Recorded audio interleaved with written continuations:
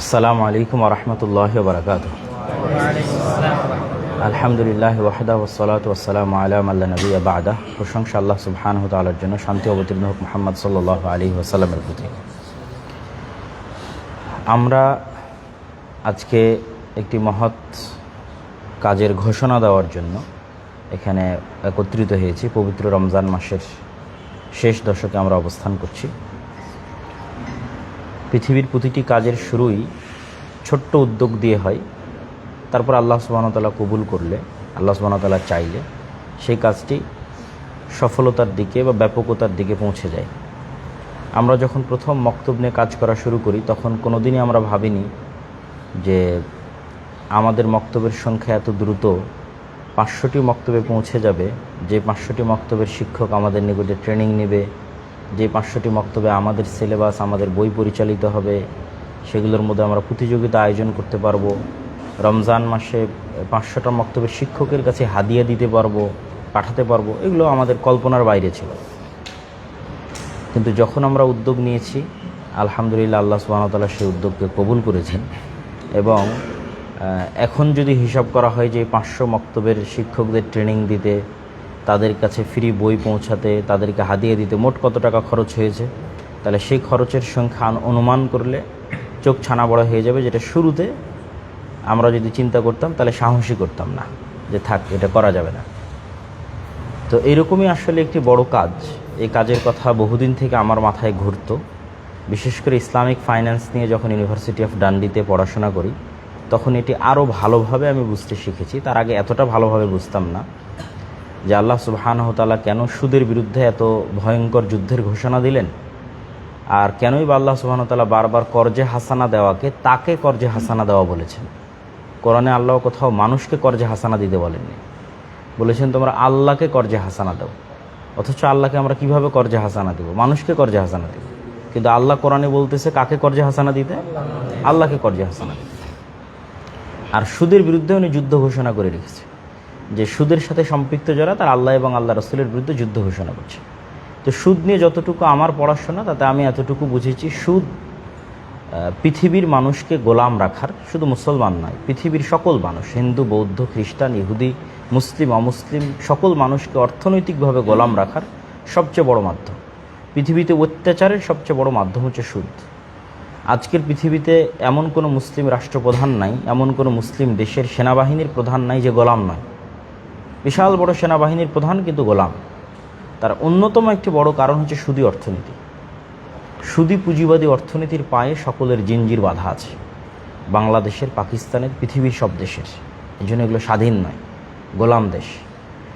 তো এত বড় বিশাল সুদের বিরুদ্ধে সারা পৃথিবীতে এমন একটা ইকোসিস্টেম তৈরি করা হয়েছে সুদের, যে মানুষ যেন সুদ থেকে বাঁচতে না পারে। যেটা ইউরোপে বসবাস করলে, ইংল্যান্ডে আমি যে 1 বছর ছিলাম, সেখানে মানুষজনের মসজিদে গেলে, দাওয়াতি কাজ করলে তাদের মুখ থেকে যত প্রশ্ন আমাদের কাছে আসতো এবং তাদের জীবনের চলাচলের যে ব্যবস্থাপনা শুনতাম, তা থেকে এতটুকু নিশ্চিত বোঝা গেছে যে পৃথিবীতে একটা ইকোসিস্টেম তৈরি করা আছে, যে একটা মানুষও যেন এক ধাপও পা ফেলতে না পারে সুদ ছাড়া। আপনি ইউরোপ আমেরিকায় একটা বাড়ি ক্রয় করতে পারবেন না সুদ ছাড়া, অসম্ভব। পুরো জীবনের ইনকাম দিয়ে ক্রয় করতে পারবেন না একটা বাড়ি। এমনকি আপনি যদি একটা ওয়াইফাইয়ের রাউটারও কিনেন, তো রাউটারের পিছনেও ইন্স্যুরেন্স আছে, যে ইন্স্যুরেন্সের সাথে সুদ যুক্ত আছে। গাড়ির ইন্স্যুরেন্স, বাড়ির ইন্স্যুরেন্স তো আছেই, মানুষের লাইফ ইন্স্যুরেন্স তো আছেই, এটা মোবাইলের রাউটারের ইন্স্যুরেন্স আছে। আপনি যদি একটা বাসা ভাড়া নিতে যান ইউরোপ আমেরিকায়, তাহলে আপনার ক্রেডিট কার্ডের ব্যালেন্স চেক করা হবে, যে আপনি ক্রেডিট কার্ডে লেনদেন কেমন করেছেন। যদি ক্রেডিট কার্ডে সবচেয়ে ভালো লেনদেন করে থাকেন, তাহলে সিকিউরিটি মানি ছাড়া বাসা ভাড়া দেওয়া হবে। আর যদি ক্রেডিট কার্ডে লেনদেন না থাকে, তাহলে পূর্ণ সিকিউরিটি মানি দিয়ে বাসা ভাড়া নিতে হবে। তাহলে ক্রেডিট কার্ডের লেনদেন মানে সুদ। ক্রেডিট কার্ডের লেনদেন মানে আমি আগে খরচ করেছি, পরে সুদ সহ পরিশোধ করবো। এটা ক্রেডিট কার্ড। যে একটা ব্যাংক আমাকে দিচ্ছে যে এই কার্ড, ফাঁকা কার্ড, এখানে একটা টাকাও নয়, তুমি 50,000 পর্যন্ত খরচ করতে পারো, টাকা পরিশোধ করবে ব্যাংক। এই 50,000 টাকা তুমি আস্তে আস্তে 55,000 বা 60,000 আমাকে পরিশোধ করে দেবা ধীরে ধীরে। এই যতবার আপনি ব্যাংকের থেকে এইভাবে ক্রেডিট কার্ডে লেনদেন করবেন, ততবার ওই অ্যামাউন্টটা বাড়িয়ে দিবে, যে ঠিক আছে এখন তুমি 5 লাখ টাকা, টাকা ছাড়াই 5 লাখ টাকা খরচ করতে পারো। তো এইভাবে মানুষকে প্রলোভন দেওয়া হয় যে যেন সে সুদী অর্থনীতির সাথে যুক্ত হয়, এবং তার অন্তরকে স্বাধীনতা দেওয়া হয় যে তুমি খরচ করো, নাও, সুদ নাও, লোন নাও। আপনারা হয়তো মনে করতে পারেন যে লোন নেওয়া বা সুদ নেওয়া অনেক কঠিন। না, পৃথিবীর সবচেয়ে সহজ, কঠিন না। সবচেয়ে সহজ দেখে এত হাজার কোটি টাকা এই দেশ থেকে পাচার হয়ে গেছে, এত সহজ এই জন্য। তো আপনার জন্য সহজ হয়ে যাবে যখন আপনি ক্রেডিট কার্ডে লেনদেন করবেন। আর যদি বলেন না ক্রেডিট কার্ডে লেনদেন করব না, তো আমেরিকা ইউরোপ ছেড়ে পালাতে হবে, আপনি বসবাসই করতে পারবেন না। তাহলে এই যে পুরো পৃথিবীতে একটা ইকোসিস্টেম ডেভেলপ করা হচ্ছে, যে ইকোসিস্টেমটা তৈরি হচ্ছে সুদের ভিত্তিতে। তো আসলে এত বড় বিশাল ইকোসিস্টেমের বিরুদ্ধে আমি একাই লড়াই করবো, আমরা একাই লড়াই করবো, এটা সম্ভব নয়। কিন্তু চেষ্টা তো করা উচিত। চেষ্টা করলে অন্তত আল্লাহর দরবারে বলতে পারবো যে আমরা পৃথিবীতে বেঁচে থাকা অবস্থায় সুদের মতো একটা ভয়াবহ জুলমের বিরুদ্ধে ন্যূনতম হলেও লড়াই করার চেষ্টা করেছিলাম।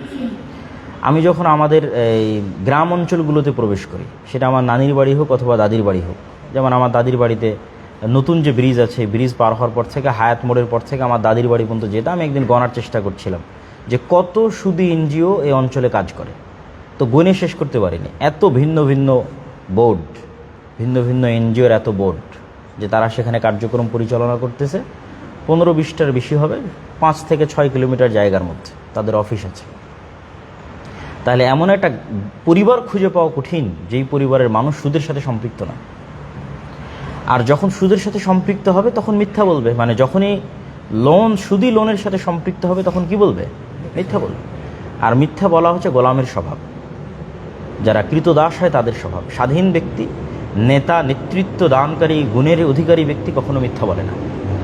তাহলে আমরা তো ছোটোর থেকে গোলাম হচ্ছি, আমাদের পুরো সমাজ ব্যবস্থা ছোটোর থেকে গোলাম হচ্ছে, মানে ছোটোর থেকে দুর্নীতিবাজ হিসেবে গড়ে উঠতেছে। তো এই যে পুরো পৃথিবীতে বা আমাদের সমগ্র বাংলাদেশে সুদভিত্তিক যে লোন ব্যবস্থা গড়ে উঠেছে, এর বিরুদ্ধে আমাদের একটি উদ্যোগ নেওয়া জরুরি ছিল। আমরা ছোট পরিসরে হলেও সেই উদ্যোগের ঘোষণা আজকে দিতে যাচ্ছি। আমি দেখেছি আমার আব্বুকে, আমার পাশেই বসে আছে, মানুষ ওনার কাছে কর্জ চাইলে উনি প্রচুর কর্জে হাসানা দিতেন। তো এটাও ওনারই একটা আমলকে আমরা আনুষ্ঠানিক রূপ দিচ্ছি। আমরা যখন দাওয়াতি কাজ করতে গেছি, তখন আমি এই কথাটা বারবার তুলে ধরেছি। শাইখ আব্দুর রাজ্জাক বিন ইউসুফ বলে যে জরুরি কাজ হচ্ছে 5টা। তো জরুরি কাজের মধ্যে একটা জরুরি কাজ উনি বলে যে কোরআন তেলাওয়াত করতেই হবে, না পারলে সূরা ইখলাস পাঠ করতে হবে। তো ওইটাই আমরা একটা প্রতিষ্ঠান তৈরি করে দিয়েছি ওই কথাকে ভিত্তি করে, আর দাওয়া ইলাল্লাহ, যে মানুষকে কী শেখাতে হবে? কোরআন শেখাতে হবে। তো ওনার একটা ব্যক্তিগত আমল যে উনি মানুষকে প্রচুর কর্জে হাসানা দিয়েছেন, এখনও দেন, নেওয়ার চাইতে দেওয়া বেশি। তো সেটাকে আমরা প্রাতিষ্ঠানিক একটা রূপ দিতে চাচ্ছি, যে আমাদের সাধ্যের জায়গা থেকে আমরা সুদমুক্ত ক্ষুদ্র ঋণের কার্যক্রম শুরু করব। এবং এটার নাম জাস্টিস বা ন্যায় বিচার বা ন্যায়পরায়ণতা। এটা কেন দেওয়া? আপনারা খুব ভালো করে যারা অবগত আছেন, আমার বক্তব্য শুনেন বা শুনেছেন, যে গত 5ই আগস্টের পর থেকে আমি যত বক্তব্য দিয়েছি, প্রত্যেক বক্তব্যে আমি বলেছি যে ন্যায়পরায়ণতা এবং সত্যবাদিতা হচ্ছে ইসলামী নেতৃত্বের মূল ভিত্তি, এবং আমাদের ইসলামী রাষ্ট্রের মূল ব্র্যান্ডিং হচ্ছে ন্যায় বিচার, যেটা ঈসা আলাইহিস সালামের ক্ষেত্রে আল্লাহর নবী বলেছে উনি হাকামান মুকসিতা, ন্যায় বিচার প্রতিষ্ঠাকারী শাসক হবেন। তো ন্যায় বিচার হচ্ছে ইসলামের রাষ্ট্র ব্যবস্থার মূল ভিত্তি। তো সমাজে যত অন্যায় অনাচার বিরাজ করছে, মাদ্রাসা মসজিদ শুধু কোরআন এবং হাদিস শিক্ষা দিবে তা নয়, আমি যেটা বারবার আওয়াজ উঠাচ্ছি যে আল আমরু বিল মারুফ আর নাহি আনিল মুনকার করবে, এবং সেটার সুযোগ এখন। কেননা এখন গ্রাম পর্যায় পর্যন্ত পলিটিক্যাল যে পাওয়ার, সেই পাওয়ারটা জিরো। যদিও আমাদের গোলামির স্বভাবের কারণে আমরা এক দল থেকে আর এক দলে দ্রুতই ট্রান্সফার হচ্ছে। এই যে পুরো রমজানে মানুষ এত কম দামে জিনিসপাতি ক্রয় করলো, এত বিদ্যুৎ সরবরাহ ভালো থাকলো, তারপরেও মানুষের কাছে গণতন্ত্র লাগবে। মানে গণতন্ত্র দিয়ে অযোগ্য নেতাকে না বসানো পর্যন্ত তার শান্তি নাই। তাহলে গণতন্ত্র সমান সমান অযোগ্য নেতা। আর এখন যে পদ্ধতিতে নেতা নির্বাচন হয়েছে, এটা হচ্ছে ইসলামী নেতৃত্ব নির্বাচনের পদ্ধতি, যে পরামর্শের ভিত্তিতে সবচেয়ে যোগ্য মানুষকে নেতা বানানো। এটা হল ইসলামী নেতৃত্ব। তাহলে ইসলামী নেতৃত্বের রেজাল্ট কি? যোগ্য মানুষ। আর গণতন্ত্রের রেজাল্ট কি? অযোগ্য, চোর, বাটপার। তো এইটা যেটা চলমান আছে, এটাকে উচ্ছেদ করে কিভাবে অযোগ্য, চোর, বাটপারদের ক্ষমতায় বসানো যায়, তার পদ্ধতির নাম কি? গণতন্ত্র। তো এই যে সমাজে যে অন্যায় অনাচারগুলো আছে, মসজিদ মাদ্রাসার শিক্ষার বাইরেও, দ্বীনি শিক্ষার বাইরেও আমাদেরকে এই অন্যায় অনাচারের বিরুদ্ধে আওয়াজ উঠাতে হবে। যে সমাজে যে অন্যায় অনাচার আছে, তার মধ্যে আমার দৃষ্টিতে সবচেয়ে বড় অন্যায় জুলম হচ্ছে কি? সুদ। যেই সুদ বর্তমান সমগ্র পৃথিবীতে ইকোসিস্টেম তৈরি করা আছে, সমাজে যতগুলো অন্যায় চলে তার মধ্যে একটা বড় অন্যায় হচ্ছে সুদ। তো এই জন্য আমরা নাম দিয়েছি জাস্টিস, যে ন্যায়। এই সুদের বিরুদ্ধে লড়াই করে আমরা যদি ন্যূনতম 2-1 মানুষকেও কর্জে হাসানা দিয়ে তাকে সুদের লোন থেকে বাঁচাতে পারি, তাহলে আমরা ন্যায় প্রতিষ্ঠা করলাম। এটা হচ্ছে ন্যায় প্রতিষ্ঠার সংগ্রাম, পৃথিবীতে ন্যায় প্রতিষ্ঠার সংগ্রাম। এটা ইসলামী নেতৃত্বের ভিত্তি। তো এটার ঘোষণা হিসেবে আমরা আজকে এটার ঘোষণা দিচ্ছি, এবং আমাদেরই আপাতত কিছু ভাইকে কর্জে হাসানা দেওয়া ছিল এবং কিছু ভাইকে আমরা কর্জে হাসানা দিব। এবং এই কর্জে হাসানা প্রজেক্টের সবচেয়ে মজার যে বিষয়, মজার যে দিক, যেটা বলে আমি আমার বক্তব্য শেষ করব, সবচেয়ে মজার দিক হচ্ছে আপনি মসজিদে দান করলেন, মসজিদ নির্মাণ হয়ে কিন্তু টাকাটা শেষ হয়ে গেল। হ্যাঁ, মসজিদ যতদিন থাকবে সেটা চলতে থাকবে। মাদ্রাসায় দান করলাম বা জমি কেনার জন্য দান করলাম, টাকা খরচ করে টাকা কিন্তু শেষ হয়ে যাচ্ছে। কিন্তু কর্জে হাসানার জন্য যদি আমরা একটা ফান্ড তৈরি করি, তাহলে এই কর্জে হাসানার এই ফান্ডটা যদি শতভাগ ব্যাক আসে, তাহলে কোনো দিন শেষ হবে না। ওইটা আবার আরেকজনের কাছে যাবে, তার কাছ থেকে ব্যাক আসলে আবার আরেকজনের কাছে যাবে, এবং এই ফান্ডটা যত বাড়তে থাকবে তত বেশি পরিমাণ মানুষ এই টাকা থেকে উপকৃত হবে। তো এইটা হচ্ছে কর্জে হাসানার সবচেয়ে মজার দিক, যে এটা শেষ হওয়ার সম্ভাবনা নাই। যিনি এই প্রজেক্টে অংশগ্রহণ করবে তার টাকাটা স্থায়ীভাবে মানুষের মধ্যে ঘুরতে থাকবে। আর কত হাজার কত লক্ষ মানুষ এটার থেকে উপকৃত হবে তা আল্লাহ সুবহানাহু ওয়া তাআলা ভালো জানে। তো আমরা আমাদের এই জাস্টিস প্রতিষ্ঠার যে সংগ্রাম বা জাস্টিস মুভমেন্ট যেটি বলি না কেন, সেটির প্রথম ঘোষণা হিসেবে পবিত্র রমজান মাসের এই দিনে আমরা এই কর্জে হাসানা প্রজেক্টের উদ্বোধনের ঘোষণা দিচ্ছি। আমরা আল্লাহ সুবহানাহু ওয়া তাআলার কাছে দোয়া করি সিয়াম অবস্থায় যে আল্লাহ সুবহানাহু ওয়া তাআলা আমাদের প্রজেক্টে কবুল করুক, আল্লাহুম্মা আমিন। এবং আমরা পাকিস্তানের একটি ফাউন্ডেশনকে আদর্শ বা মডেল হিসেবে রেখেছি। আমাদের এটির মূল ভিত্তি হবে যে আমরা ব্যাপকভাবে সবাইকে দিতে পারবো এটা এখন বলতে পারবো না, কিন্তু আমাদের শুরুটা যে আমরা কাদেরকে দিব, আমরা অবশ্যই আমাদের থেকে ট্রেনিং প্রাপ্ত যে মক্তবগুলো আছে দাওয়ায়ে ইলার অধীনে পরিচালিত এবং আল জামিয়া সালাফিয়ার সাথে মুআদালা বা অধিভুক্ত যে শিক্ষা প্রতিষ্ঠানগুলো আছে, এই শিক্ষা প্রতিষ্ঠান এবং এই মক্তবগুলোর মাধ্যমে প্রথমে দেওয়া শুরু করব। তথা এই মক্তবগুলো এবং এই প্রতিষ্ঠানগুলোই হবে আমাদের অফিস বা আমাদের সেন্টার। আমরা একজনকে দিই, দুইজনকে দিই, পাঁচজনকে দিই, 10 জনকে দিই, সেই থ্রুতে সেই পরিচয়ের ভিত্তিতেই আমরা আগাবো ইনশাআল্লাহ। সুতরাং কেউ যদি এটির থেকে উপকার গ্রহণ করতে চান, এটার আরেকটা আমাদের কেন আমরা এই মক্তব এবং শিক্ষা প্রতিষ্ঠানগুলোর সাথে সম্পৃক্ত করতেছি, এই দুইটা মিলে মসজিদের পাওয়ার বাড়াবে। এটা হচ্ছে মসজিদকে শক্তিশালী করা, এম্পাওয়ারমেন্ট অফ মস্ক। এটা আরেকটা আমার থিওরি চিন্তা ভাবনা, যে সমাজে মসজিদকে যতটা শক্তিশালী করা যাবে, মসজিদ সমাজের অন্যায়ের বিরুদ্ধে ততটা আওয়াজ উঠাতে পারবে। তাহলে একটা মসজিদে যখন আপনার মক্তব চলতেছে, আবার ঠিক ওই একই মসজিদ থেকে আপনি যখন কর্জে হাসানার প্রজেক্ট বিতরণ করতেছেন বা এইরকম ওই মসজিদ থেকে আরও যখন কার্যক্রম করবেন, তখন অটোমেটিকই ওই মসজিদের ক্ষমতাটা বাড়বে, ওই গ্রামের মধ্যে ওই এলাকার মধ্যে এম্পাওয়ারমেন্ট হবে, ন্যূনতম হলেও আগের চাইতে একটু বাড়বে। তো এই যে ক্ষমতায়ন যখন হবে মসজিদের, তখনই সে প্যারালাল আর যারা তার ওই গ্রামে বসবাস করে, মেম্বার হোক, চেয়ারম্যান হোক, তাদের সাথে বিচার সালিশ, অন্যায় অনাচার যা কিছু সমাজে পরিচালিত হয়, সেটা রেজাল্ট পেতে হবে এটা কথা নয়, কিন্তু বাধা দিতে হবে, অন্যায়কে বন্ধ করার চেষ্টা করতে হবে সাধ্য অনুযায়ী, যেটা আল্লাহ আমাদের আদেশ দিয়েছে, আল আমরু বিল মারুফ ওয়ান নাহি আনিল মুনকার, সৎ কাজের আদেশ, অসৎ কাজের নিষেধ। তো আমরা এটির মাধ্যমে আমরা চাচ্ছি যে আরও মানুষ আমাদের এই প্রজেক্টগুলোর প্রতি উদ্বুদ্ধ হোক এবং আমরাও এই প্রজেক্টগুলোকে শক্তিশালী করি এবং একটা আর একটা সহযোগী হোক। তো আল্লাহ সুবহানাহু ওয়া তাআলা আমাদের এই কাজকে কবুল করুক, আল্লাহুম্মা আমিন। আমি এই বলে আমার কথা শেষ করছি। আর আব্বুকেও কিছু বলার জন্য বলতেছি, উনি আরও এই বিষয়ের গুরুত্ব আছে। এখানে আরেকটা কথা আমার ছুটে গেছে, সেটা হচ্ছে ইসলামে কিন্তু আমি ইসলামিক ফাইন্যান্স পড়ে যেটা বুঝেছি যে হ্যাঁ, তাহলে বর্তমান ইসলামিক ব্যাংকিংয়ের বিষয়ে কি বলবেন আপনি, আপনার মন্তব্যকে। আমি রাসূল সাল্লাল্লাহু আলাইহি ওয়াসাল্লামের ইসলামী অর্থনীতি পড়ে যেটা বুঝেছি যে রাসূল সাল্লাল্লাহু আলাইহি ওয়াসাল্লামের পুরো মুভমেন্টটা ছিল লোন বিরোধী। লোন বিরোধী মানে মানুষ তখনই লোন নিতে পারে যখন সে মরা অবস্থা, যখন সে এমন কোনো জরুরি কাজে আটকে গেছে যেখান থেকে সে উদ্ধার হতে পারছে না। কিন্তু বিলাসী পণ্যের জন্য মানুষ লোন নিবে এরকম কোনো দলিল কোরআন হাদিসে আমি খুঁজে পাইনি। বিলাসী পণ্য বলতে, আমার বাড়ি মাটির আছে, আমি এখন পাকা করব, আমি এখন সাইকেলে যাতায়াত করি, সাইকেল বাদ দিয়ে আমি মোটর সাইকেল নিব, আমার বাড়িতে আমি এখন গোস্ত গরম করে ঠিক রাখি, এটা আমার কষ্ট হচ্ছে, এখন আমি ফ্রিজ নিব, আমার বাড়িতে এখন বিদ্যুৎ নয়, আমি এখন কারেন্ট নিব। এই বিলাসী পণ্যগুলো অতিরিক্ত করার জন্য লোন নেওয়া যায় এর কোনো প্রমাণ আমার জানা নাই। বরং রাসূল সাল্লাল্লাহু আলাইহি ওয়াসাল্লাম এটার প্রতি বারবার কী করেছে, নিরুৎসাহিত করেছে। তাহলে মানুষ সর্বোচ্চ বিপদে পড়ে লোন নিতে পারে, আর একটা হচ্ছে ব্যবসায় ইনভেস্ট করতে পারে। তো আমাদের এই কর্জে হাসানার প্রজেক্টটাও আমরা আপাতত এতটুকুর মধ্যে সীমাবদ্ধ রাখতেছি যে ক্ষুদ্র ঋণ দিয়ে যারা উদ্যোক্তা হবে তাদের জন্যই আমরা এটি ব্যয় করব। যে মানুষ ব্যবসা করে আর 5 জন 10 জনের কর্মসংস্থানের ব্যবস্থা করবে, এটা এক প্রকার ইনভেস্টমেন্টের মতো, কিন্তু কর্জে হাসানা হিসেবেই যাবে। তাহলে ব্যাংকিং ব্যবস্থার সমাধান কি? ব্যাংকিং ব্যবস্থা তৈরি হয়ে আছে পুঁজিবাদী এবং বস্তুবাদী ব্যাংকিং ব্যবস্থা তৈরি হয়ে আছে বিলাসী পণ্য কিনতে মানুষকে লোন দেওয়া। যতগুলো ইসলামিক ব্যাংকিংও যতগুলো অপশন তৈরি করা হয়েছে, কিভাবে গাড়ি নিবে লোনে, গাড়ি তো বিলাসী পণ্য, গাড়ি লোনে নেওয়া জায়েজ কিনা আগে এটা প্রশ্ন করতে হবে। যদি সেটা সুদ ছাড়াও হয় তবুও জায়েজ কিনা। যে আমি কর্জ করে গাড়ি নিব, আগে এটা প্রশ্ন করতে হবে যে সুদ ছাড়া কর্জ নিয়ে গাড়ি নেওয়া জায়েজ কিনা, এটার প্রশ্ন আসতে হবে আগে। এটার কোনো দলিল কোরআন এবং হাদিস থেকে পাওয়া যায় কিনা, এটা অনেক বড় ব্যাপার। রাসূল সাল্লাল্লাহু আলাইহি ওয়াসাল্লাম এতটা কর্জ বিরোধী ছিলেন। তাহলে আজকের পুরো ব্যাংকিং সিস্টেম, বস্তুবাদী পুঁজিবাদী ব্যাংকিং সিস্টেম দাঁড়িয়েই আছে আপনাকে বিলাসী পণ্য কিনতে লোন দেবে। ফলত তাদেরকে চতুর্মুখী কলা কৌশল অবলম্বন করা লাগতেছে। আর ইসলামের যদি ব্যাংকিং ব্যবস্থা হয় তাহলে তার সিম্পল মূলনীতি দুটেই, হয় মানুষকে, বিপদগ্রস্ত মানুষকে কর্জে হাসানা দাও, আর না হলে ব্যবসায় ইনভেস্ট করো।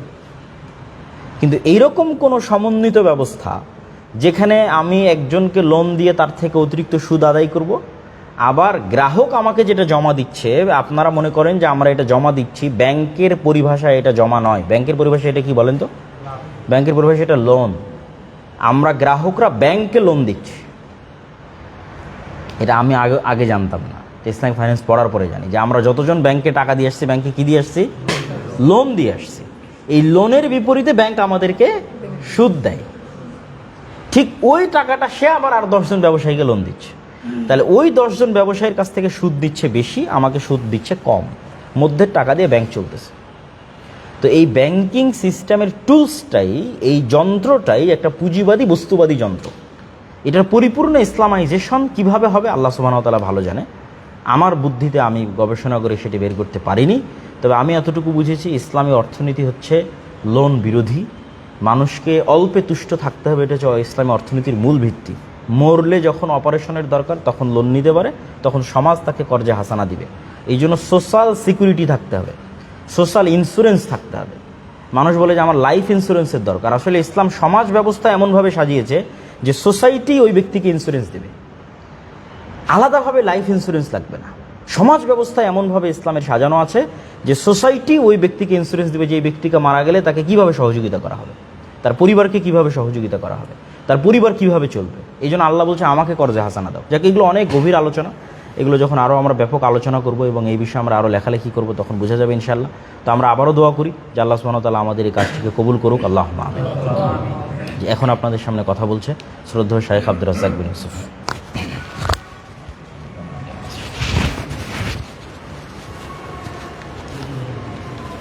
আসসালামু আলাইকুম ওয়া রাহমাতুল্লাহ। আলহামদুলিল্লাহি ওয়াহদা ওয়াসসালাতু ওয়াসসালামু আলা মান লা নাবিয়্যা বাদা, আম্মা বা'দ। ফাআউযু বিল্লাহি মিনাশ শাইতানির রাজীম। তাআওয়ানু আলাল বিররি ওয়াত তাকওয়া ওয়া লা তাআওয়ানু আলাল ইসমি ওয়াল উদওয়ান। عن أبي هريرة رضي الله تعالى عنه قال قال رسول الله صلى الله عليه وسلم الله في عون عبده ما كان العبد في عون أخيه রাওয়াহু মুসলিম। সম্মানিত দিনী ভাই, সময়ের গতিতে যারা অবগত হবেন আমাদের এই গুরুত্বপূর্ণ মানুষের উপকারী বিষয়টি, ক্ষুদ্র ঋণের ব্যবস্থা, তারা অবশ্যই বিষয়টিকে সে অনুযায়ী মূল্যায়ন করবেন মর্মে আমি বলি, উপস্থিত অনুপস্থিত দিনী ভাই বোন, প্রশংসা আল্লাহর জন্য। শান্তি অবতীর্ণ হোক আল্লাহর রাসূলের উপর সাল্লাল্লাহু আলাইহি ওয়াসাল্লাম। আল্লাহ তাআলা বলেন, তোমরা ভালো কাজে পরস্পরে সাহায্য করো, আর পাপ ও অন্যায় সীমালঙ্ঘন কাজে পরস্পরে সাহায্য করো না। সূরা মায়েদা 2 নম্বর আয়াত। অত্র আয়াতটিকে পৃথিবীর মানুষ একটি মূল বিষয় হিসাবে গ্রহণ করেছে,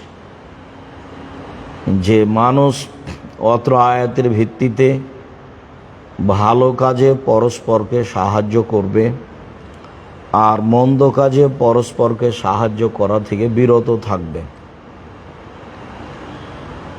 ঋণের বিষয়টি আমরা আগে থেকেই অবগত আছি, আর আব্দুল্লাহ যেভাবে বলছিল তাতে আমরা আরও ভালোভাবে স্পষ্ট হচ্ছিলাম ঋণ আর সুদ কি জিনিস। আল্লাহ তাআলা বলেন, ওয়াকরিদুল্লাহ কারজান হাসানা, তোমরা আল্লাহকে কর্জে হাসানা দাও, ভালো ঋণ প্রদান করো।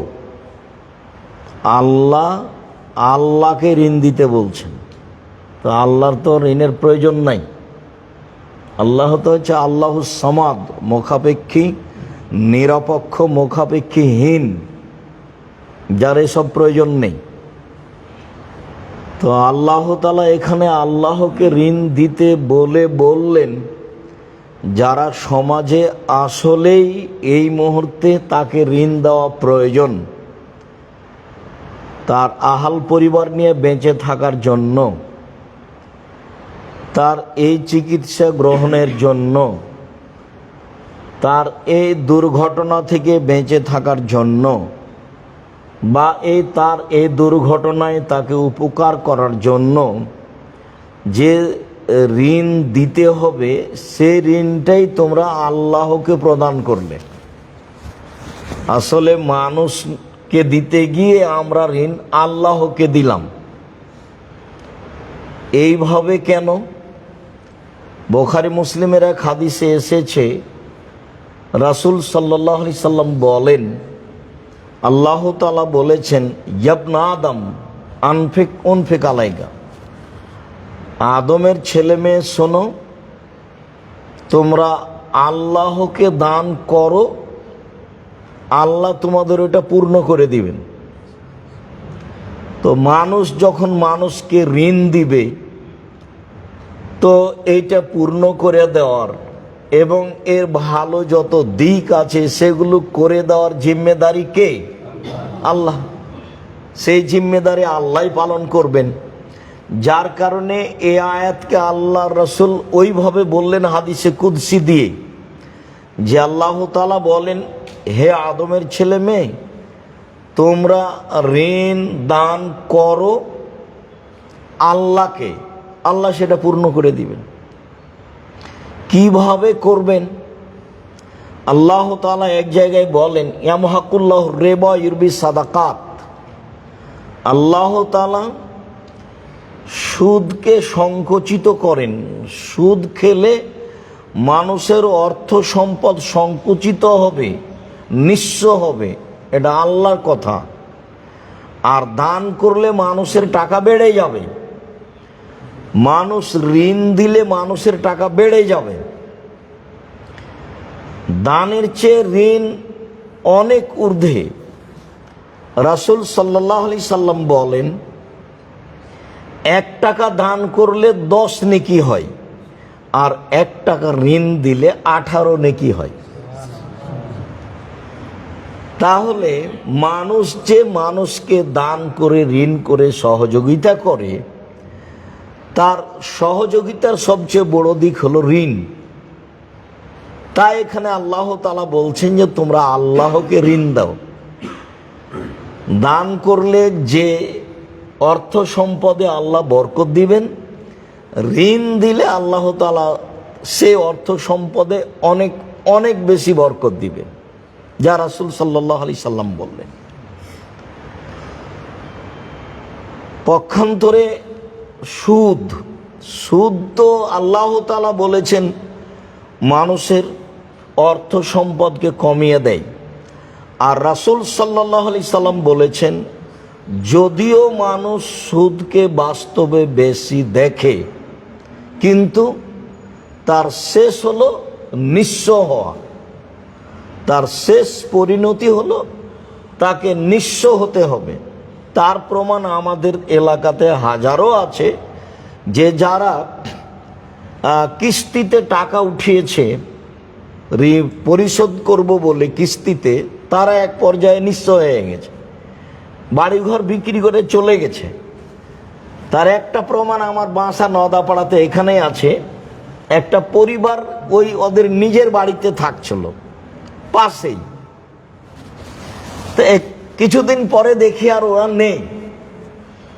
কি হয়েছে, যে ঋণ পরিশোধ করতে না পারায় যারা ঋণ দিয়েছিল তারাই বাড়িটা নিয়ে নিয়েছে। তো এখন সুদ গ্রহণ করার কারণে একেবারে মানুষ কি হয়ে গেছে, বাড়ি ভিটা বাস্তু ভাড়া হয়ে গেছে, থাকারও আর জায়গাটা নেই। তো এইটাই ঠিক যে ঋণের শেষ ফলাফল তাকে নিঃস্ব হতেই হবে। বহুদিন বক্তব্যে বলা আছে যে যারা ঋণ নিচ্ছে তাদেরকে একদিন না একদিন ভিক্ষুক হতেই হবে।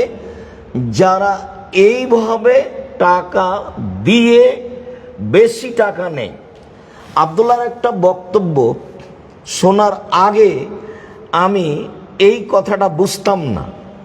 তো যেদিন বক্তব্যটা অবগত হলাম সেদিন আমি বুঝলাম যে আসলে টাকার মূল গতি কি। টাকাকে তার নিজ গতিতে চলতে দিলে মানুষের সমাজে সমস্যা হবে না। সেটা হলো এই, টাকা ব্যবহার হয় বিনিময়ে। এটা হলো টাকার নিজস্ব গতি। আমি 1 কেজি বেগুন নিয়েছি, বিনিময়ে টাকা দিয়েছি, এটা হলো টাকার নিজস্ব গতি।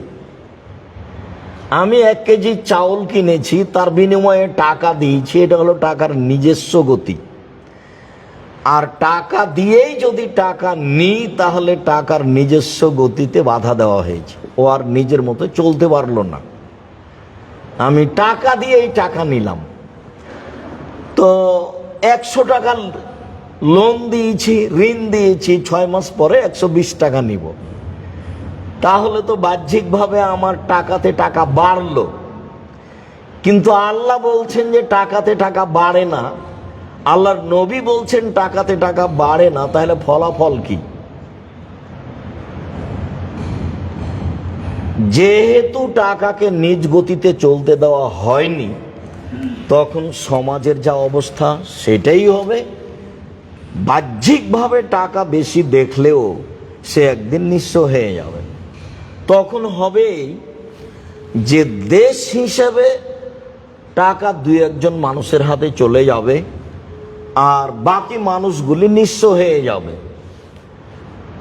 গ্রাম হিসাবে টাকা 2-1 মানুষের কাছে চলে যাবে, বাকি লোকগুলি নিঃস্ব হয়ে যাবে।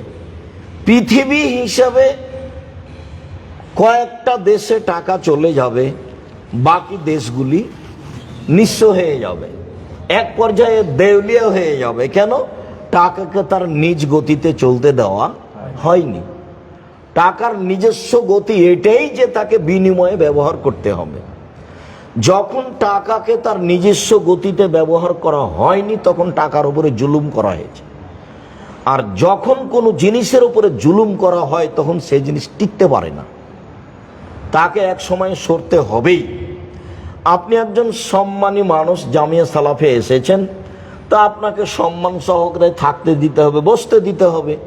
কিন্তু আপনাকে গেটের পাহারাদারের সমানও মূল্যায়ন করলাম না, তখন কি আপনি এখানে টিকতে পারবেন? তখন আপনি ভাববেন যে আমার এখানে হবে না। 2-1 দিন থাকার পরে পরিবেশ পরিস্থিতি দেখে কেটে পড়বে, চলে যাবে। তো টাকার অবস্থা তাই। টাকাকে যখন মানুষ তার নিজস্ব অবস্থায় রাখবে না, তখন টাকার যেটা ফল সেটা সে ভোগ করবেই, সেটা হলো নিঃস্ব হওয়া। তাই আল্লাহ বলেছেন, তাই নবী বলেছেন, মানুষ টাকা দিয়ে টাকা নিলে তাকে নিঃস্ব হতেই হবে, আজ হোক আর কাল হোক। অতএব যেই কথাটি আমি আজকে আপনাদের সামনে বলবো বলে কিছুক্ষণ কথা বলছিলাম, সেই কথাটি হলো এই যে কাজ আসলেই ছোট পরিসরেই শুরু হয়, তারপরে ধীরে ধীরে বাড়ে। দারুল উলুম দেওবন্দ দেশের নয়, পৃথিবীর বলতে গেলে একটা শীর্ষস্থানীয় প্রতিষ্ঠান। তার 6টা খুঁটি দিয়ে একটা চাল দিয়ে চালু হয়েছিল, 8-10 জন ছাত্র দিয়ে। আর জামিয়া সালাফে রূপগঞ্জ, নারায়ণগঞ্জ, ঢাকা একবারে নিঃস্ব অবস্থায় চালু হয়েছিল। তাই আমি 2013 সালের 24শে আগস্ট রোজ মঙ্গলবার সকাল 11টার সময় ওখানকার এক কাঁঠাল গাছের নিচে বলেছিলাম, আমার হাতে টাকা নাই এ কথা সত্য, এখানে প্রতিষ্ঠান গড়বে এ কথা সত্য, ইনশাল্লাহ গড়বেই গড়বে। কিভাবে গড়বে তা আমি জানি না, তবে নিশ্চিত গড়বে, অবধারিত গড়বে, গড়বেই গড়বে, ইনশাল্লাহ গড়বে। সেখানে গেলে এখন বোঝা যায় যে আল্লাহর আসলে দয়া কেমন, আল্লাহর রহমত কেমন। অবশ্য ডাঙ্গিপাড়াও তার একটা জাজল্য প্রমাণ। ডাঙ্গিপাড়াতে আমরা খুব নিঃস্ব অবস্থায় এসেছিলাম, তারপরে এখন আমরা অনেক কিছু দেখছি। তারপরে এই মসজিদটা ভাবলেই তো অনেক কিছু ভাবা লাগে।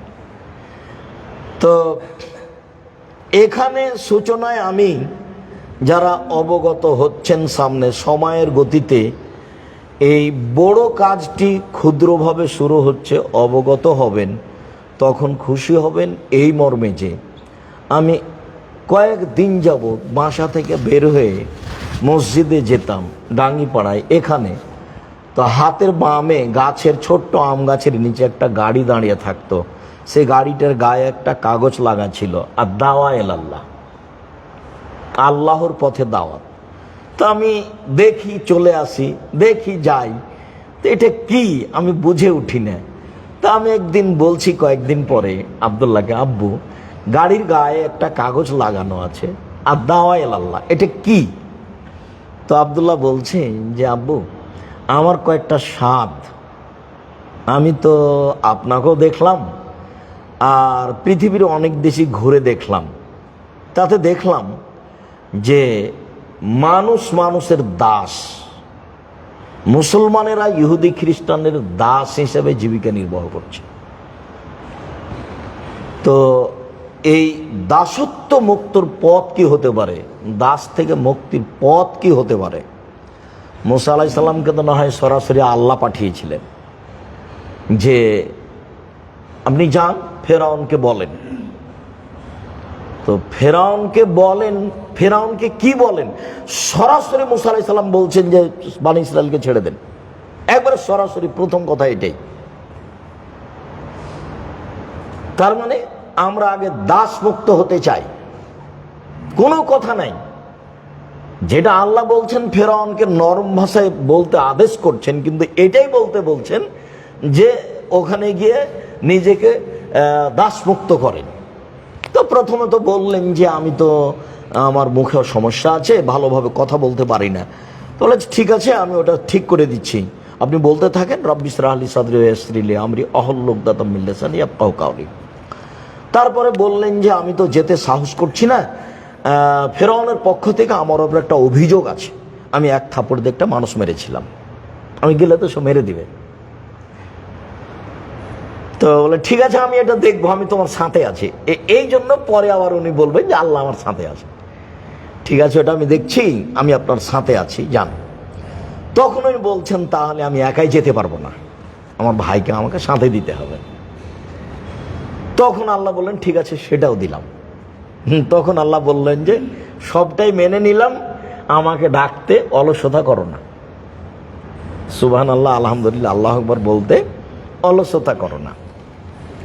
তো এখন এত কিছু নিয়ে এই অবস্থায় মুসা আলাইহিস সালাম গিয়ে সরাসরি বলছেন বনী ইসরাইলকে ছেড়ে দেন।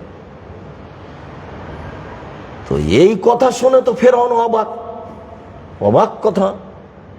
আমার বাড়ির কাজের লোক, আমার বাড়িতে যে খেয়ে লালন পালন হয়, সে আমাকে এভাবে বলে? তো প্রথমে বলছে তুমি কি সেই ছেলে নও যাকে আমি শিশুকালে লালন পালন করেছি? তুমি কি তোমার বয়সের বহুদিন আমার বাসায় থাকনি? তুমি তোমার কর্ম করেছো যা করেছো, তুমি একটা মানুষকে হত্যা করেছ, আর তুমি আমাকে এভাবে বলো? তুমি বড় অকৃতজ্ঞ। এই পর্যন্ত ফেরাউন বলল। তো এখন মুসা আলাইহিস সালাম বলছেন জি, আমি যা করেছি তা করেছি, আমি এক থাপ্পড়ে মানুষ মেরেছি, তখন আমি ভুল পথে ছিলাম, আমি আপনার হত্যার ভয়ে দেশ ছেড়েছি, আল্লাহ আমার প্রতি দয়া করেছেন, আমাকে নবী করেছেন, আমাকে জ্ঞানে গুণে পূর্ণ করেছেন, আপনি আমার প্রতি অনুগ্রহ করেছেন, অনুগ্রহ করে আপনি খোঁটা দিয়েছেন, সেই সুবাদে আপনি বানী ইসরায়েলকে দাস দাসীতে পরিণত করেছেন, বানী ইসরায়েলকে ছেড়ে দেন। এটা মূসা আলাইহিস সালামের কথা। তো এই দাসত্ব মুক্ত হতে হলে, দাস থেকে মুক্ত হতে হলে কি করতে হবে? তার প্রথম পদক্ষেপ আগে জানতে হবে আমি কে। তাহলে আকীদা সংশোধন আর কোরআন তেলাওয়াত। তাহলে আমি বুঝতে পারবো বিত্তশালী হয়ে দাস থেকে মুক্তি পাওয়া যায় এ কথা নয়, দাসত্ব মুক্ত হওয়া যায় টাকা হলে এ কথা নয়, আকীদা সংশোধন হলেই দাসত্ব মুক্ত হওয়া যায়। আব্দুল্লাহ যে এক সময় বলল লন্ডন আমেরিকার কথা, আমিও তার বাস্তব দেখেছি। কোনো একটা পরিবার বাংলাদেশ বা ভারত পাকিস্তান থেকে গিয়ে সে দেশে বসবাস করছে লোন ছাড়া, এমন পথ নেই। বাড়িঘর করার কোনো অনুমতি নেই, কোনো কিছু করার অনুমতি নেই, লোন ছাড়া, সুদ ছাড়া। অথচ সুদের ভয়াবহতা এত বেশি, যেসব কারণে সরাসরি জাহান্নাম ঘোষণা হয়েছে সেটা হলো একটা সুদ। 7টা কারণে মানুষ সরাসরি জাহান্নামে যাবে এক আয়াতে, এক হাদিসে ঘোষণা হয়েছে, তার একটা হয়েছে সুদ। আর ওই দেশে বসবাস করতে হলে সুদ নিতে সে বাধ্য, নিতেই হবে। আর সুদ মুক্ত জীবন মানুষকে কাটাতে হলে ছোট থেকে ছোট, বড় থেকে বড় মানুষকে ঋণ দেওয়ার ব্যবস্থা করতে হবে। তো আব্দুল্লাহ বলল যে আব্বু, মানুষকে যদি দাস দাসী থেকে মুক্তি পেতে হয় তাহলে আকীদা সংশোধন করতে হবে আর কোরআন তেলাওয়াত করতে হবে। সেই সুবাদেই সারা দেশ জুড়ে মক্তব পরিচালনা করতে চাই। মসজিদ ভিত্তিক মানুষ শিক্ষা অর্জন করবে, আকীদা সংশোধন করবে, কোরআন তেলাওয়াত করবে। সেই সুবাদেই এর নাম দেওয়া হয়েছে আদ-দাওয়া ইলাল্লাহ। আর আরেকটা আমার স্বাদ, কয়েকটার আরেকটা স্বাদ, একটা ক্ষুদ্র ঋণ দেশে চালু করতে হবে। যে কোনো মূল্যে ক্ষুদ্র ঋণ চালু করতে হবে। এই ক্ষুদ্র ঋণের মাধ্যমে সময়ের গতিতে মানুষ আগাবে। ওখানে তারা আরও একটা প্রস্তাব ছিল ব্যাংকিং ব্যবস্থাপনায়, হয়তোবা সময়ের গতিতে পরিবেশ পরিস্থিতি হলে এক সময়ে পদক্ষেপ নিতে পারে, আল্লাহ আলাম, পরিস্থিতি কথা বলবে। তখন আমি বলেছিলাম আব্বু, তোমার এই কাজগুলি খুব সুন্দর, আমি তোমার সাথে একমত এবং আল্লাহর কাছে দোয়া করি আল্লাহ যেন তোমার এই আদ-দাওয়া ইলাল্লাহ সারা দেশ জুড়ে মসজিদ ভিত্তিক দাওয়াতি কার্যক্রম, কোরআন শিক্ষা, এগুলো যেন আল্লাহ কবুল করেন। তো তার আমরা একটা ফলাফল ভালো, খুব তাড়াতাড়ি ভোগ করছি। তো সেদিন এই কথাটাও ছিল ক্ষুদ্র ঋণ। তা আজকের যে পদক্ষেপ যেটা আপনাদের সামনে পেশ করা হচ্ছে সেটা হলো ক্ষুদ্র ঋণ, যাতে করে মানুষ সুদ থেকে বাঁচতে পারে। মানুষকে সুদ থেকে বাঁচানোর জন্য এই বড় পদক্ষেপ। যে সুদের ফলাফল সামাজিকভাবে আছে নিঃস্ব হওয়া, যে সুদের ফলাফল পরকালীন আছে জাহান্নামে যাওয়া। আহাল্লাহুল বাইআ ওয়া হাররামার রিবা, আল্লাহ তাআলা ব্যবসা বাণিজ্যকে বৈধ করেছেন আর সুদকে চিরদিনের জন্য হারাম করেছেন। আল্লাহ তাআলা হারাম করেছেন, রাসূল সাল্লাল্লাহু আলাইহি ওয়াসাল্লাম হারাম করেছেন। শুধু হারাম করেননি, সুদের ফলাফলে দুনিয়াবি ফলাফল বলেছেন। যারা সুদ খায় তারা একদিন নিঃস্ব হবে। তো যারা সুদ নেয়, যারা সুদের অঙ্ক কষে, যারা সুদের সাক্ষী থাকে, তারাও ক্ষতিগ্রস্ত হবে। ক্ষতিতে সমান সমান, এ কথা আল্লাহ রাসূল বলেছেন। আর পরকাল তো আছেই। তো আমরাও মনে করি যে আব্দুল্লাহর এই কাজটিতে আমাদের পরামর্শ এবং সহযোগিতা আন্তরিকভাবে থাকা একান্ত প্রয়োজন। সাথে সাথে যেটা আমরা বেশি জাতির কাছে দাবি রাখি সেটা হলো এই যে এই কাজটা সত্যই যদি মনে করি যে একটা সামাজিক বড় উপকার এবং মানুষকে সুদ থেকে মুক্ত করার মাধ্যম, তাহলে প্রথমত আমরা আন্তরিকভাবে আব্দুল্লাহর এই কাজটার জন্য আল্লাহর কাছে দোয়া করব, আল্লাহ তার এই ক্ষুদ্র ঋণ মানুষকে সুদ থেকে মুক্ত রাখার জন্য এটা তুমি কবুল করো। আল্লাহ তুমি এই একটা পদক্ষেপকে কবুল করো, যেই পদক্ষেপ তুমি পছন্দ করো, যেই পদক্ষেপ তোমার নবী মুহাম্মদ সাল্লাল্লাহু আলাইহি ওয়াসাল্লাম পছন্দ করেন, যেই পদক্ষেপ জাতির জন্য উপকারী, যেই পদক্ষেপ জনগণের জন্য, সব পরিবারের জন্য উপকারী, তুমি এটা কবুল করো। আমি সকল দিনই ভাই বোনকে তার এই পদক্ষেপ আল্লাহ কবুল করুক এটা দোয়া করার জন্য আন্তরিকভাবে অনুরোধ জানাচ্ছি। একবারে মন খুলে, মন ভরে, আন্তরিকভাবে আল্লাহকে বলবেন। যারা আমার সামনে আছেন, যারা দেশ বিদেশের বিভিন্ন প্রান্ত হতে সময়ের গতিতে অবগত হবেন, তারা এই সামাজিক বড় কাজটাকে আল্লাহ যেন কবুল করেন, এই জন্য দোয়া করবেন, আল্লাহ তুমি এটা কবুল করো। আর এটা যেন সুন্দরভাবে চলতে থাকে, তার জন্য কি পরামর্শ লাগবে, কি করা লাগবে, দেশের সচেতন পুরুষ নারীর কাছে জোরালো দাবি থাকবে। আপনারা সময়ের গতিতে আবদুল্লাহ এবং আবদুল্লাহর সাথে যারা থাকবে তাদেরকে পরামর্শ দিবেন অবশ্যই। সেটা যেন সময়ের গতিতে ভালো থেকে ভালো, সুন্দর থেকে সুন্দরভাবে সমাজের কাছে গড়ে ওঠে। সম্মানিত দিনী ভাই বোন, ঋণের ব্যাপারে আর কত বলি। রাসূল সাল্লাল্লাহু আলাইহি ওয়াসাল্লাম যতগুলো জিনিস থেকে বাঁচতে চাইতেন, তার একটা জিনিস থেকে বাঁচতে চাইতেন, সলাতে সালাম ফেরার পূর্বে আউযু বিকা মিনাল মা'সামি ওয়াল মাগরাম। আমি তোমার কাছে বাঁচতে চাচ্ছি বড় পাপ হতে, আমি তোমার কাছে বাঁচতে চাচ্ছি ঋণ কর্য হতে। আয়েশা রাদিয়াল্লাহু তাআলা আনহা বলেন, এমন কোনোদিন আল্লাহ রাসূল সালাত আদায় করেননি যেই সলাতে সালাম ফেরার পূর্বে এই দোয়া পড়েননি। কি? আল্লাহুম্মা ইন্নী আউযু বিকা মিন আযাবি জাহান্নাম ওয়া আউযু বিকা মিন আযাবিল কবর। হে আল্লাহ, তোমার কাছে আমি জাহান্নামের শাস্তি থেকে বাঁচতে চাচ্ছি, তোমার কাছে আমি কবরের শাস্তি থেকে বাঁচতে চাচ্ছি। ওয়া আউযু বিকা মিন ফিতনাতিল মাসিহিদ দাজ্জাল, তোমার কাছে আমি দাজ্জালের ফিতনা থেকে বাঁচতে চাচ্ছি। ওয়া আউযু বিকা মিন ফিতনাতিল মাহি ওয়াল মামাত, তোমার কাছে দুনিয়াবি ফিতনা এবং তোমার কাছে পরকালের ফিতনা থেকে বাঁচতে চাচ্ছি। ওয়া আউযু বিকা মিনাল মা'সামি ওয়াল মাগরাম, তোমার কাছে বাঁচতে চাচ্ছি ঋণ কর্য হতে, তোমার কাছে বাঁচতে চাচ্ছি বড় পাপ হতে। তোমার কাছে বাঁচতে চাচ্ছি ঋণ কর্য হতে, আর তোমার কাছে বাঁচতে চাচ্ছি বড় পাপ হতে। রাসূল সাল্লাল্লাহু আলাইহি সাল্লাম এই ঋণ কর্য থেকে বাঁচতে না চেয়ে সালাম ফিরতেন না। সাথে সাথে যার এরকম কিছু থেকেছে, আল্লাহ রাসূল তার জানাজা করেননি। সমাজকে এই সুদের সাথে জড়িত ঋণ থেকে বাঁচাতে হলে এই ক্ষুদ্র ঋণের ব্যবস্থা জরুরিভাবে চালু করতে হবে, এটাকে গ্রহণ করতে হবে। আমরা আল্লাহর কাছে আন্তরিকভাবে দোয়া করি, আল্লাহ তুমি এটা কবুল করো। সমাজের মানুষকে সুদমুক্ত করো, সমাজের মানুষকে ঋণযুক্ত সুদ হতে রক্ষা করো। যেটা আসলে ঋণ নয়, যেটা আসলে সুদ, যেটা মানুষের উপকার নয়, যেটা আসলে মানুষের ক্ষতি। যে ঋণের কথা আল্লাহ বলেছেন সেটা নয়, যে ঋণের কথা নবী বলেছেন সেটা নয়। মূলত ওই ঋণই হতে হবে যেটা হবে সুদ মুক্ত। মূলত ওই ঋণই হতে হবে যেটার ফলাফল হবে ভালো, জান্নাত, জাহান্নাম নয়। সম্মানিত দিনী ভাই বোন, আপনাদের কাছে এই পদক্ষেপের জোরালো দোয়া, দাবি, পরামর্শ রেখে, পরামর্শের জোরালো দাবি রেখে আপাতত আজকের মতো কথা এখানেই শেষ করলাম। সুবহানাকা আল্লাহুম্মা ওয়া বিহামদিকা আশহাদু আল্লা ইলাহা ইল্লা আনতা আস্তাগফিরুকা ওয়া আতুবু ইলাইক। আসসালামু আলাইকুম।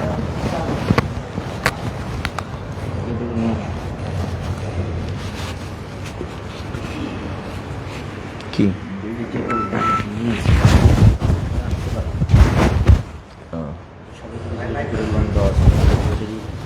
আচ্ছা আচ্ছা,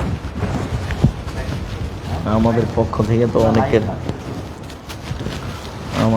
থেকে তো অনেকের কাছে দেওয়া ছিল, সেগুলো তো এখানে নেই।